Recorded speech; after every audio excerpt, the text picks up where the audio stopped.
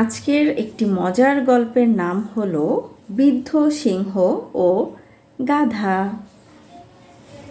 এক জঙ্গলের বড় গুহায় একটি সিংহ বাস করত। সে ছিল খুবই শক্তিশালী ও হিংস্র। সে জেব্রার মতো দ্রুত দৌড়াতে পারত। যখন সে শিকার ধরত, সে তখনই তা হত্যা করত এবং খেয়ে ফেলত। এভাবে বছর যেতে লাগলো এবং সে বৃদ্ধ হলো। সে ধীরে ধীরে তার শক্তি হারিয়ে ফেলল। সে নিজে নিজে বলল, না, আমার পক্ষে এভাবে আর নিজেকে খাটানো সম্ভব না। আমাকে একটি পথ খুঁজে বের করতে হবে, অন্যথায় আমি ক্ষুধায় মারা যাব। অনেক ভাবার পর সে একটি বুদ্ধি পেল।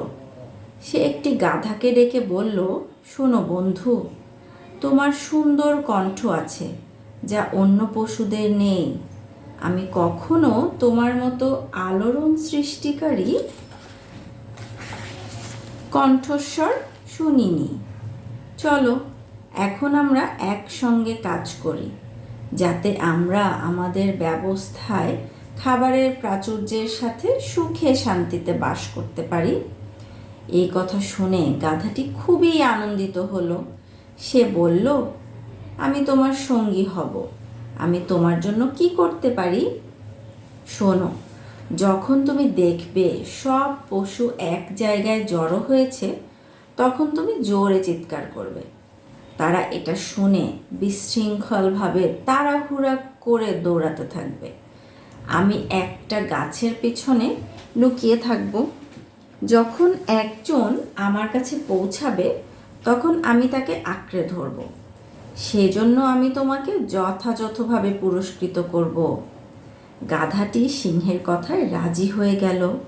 সে যখন দেখল বনের সব পশু এক জায়গায় জড়ো হয়েছে, তখন সে জোরে চিৎকার করতে লাগলো। এতে ভয়ে পশুরা দৌড়ে পালাতে শুরু করলো এবং যখনই একটি পশু সিংহ লুকিয়ে থাকা গাছটির পাশে গেল,